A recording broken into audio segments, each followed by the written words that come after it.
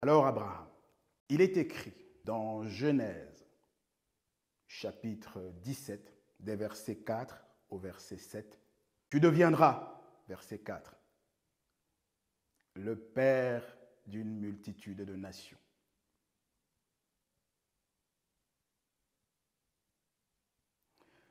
Tu ne t'appelleras plus Abraham, mais Abraham. » Verset 5.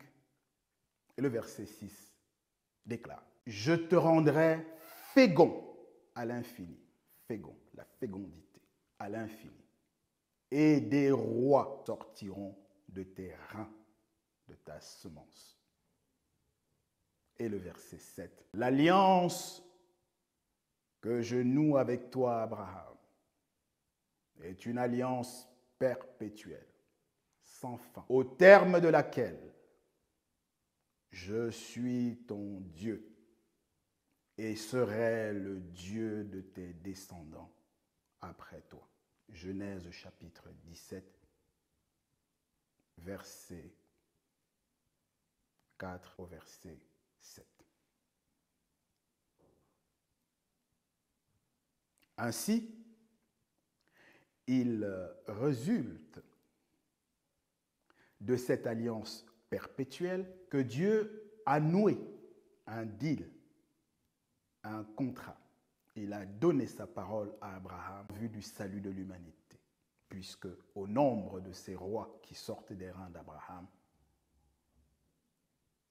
il y a certes David, il y a Judas, mais il y a le véritable Christ, le lion de la tribu de Juda.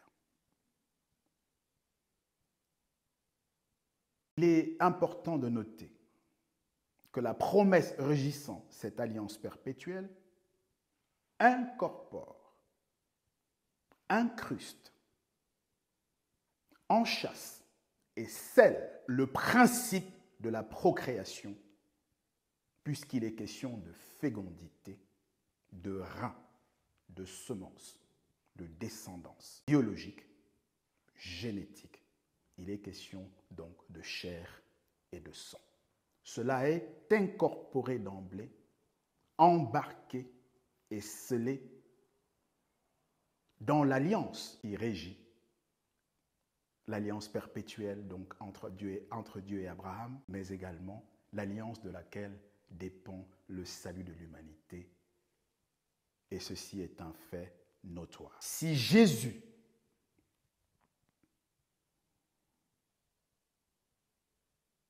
a été conçu en dehors de ce principe de procréation, si Jésus est né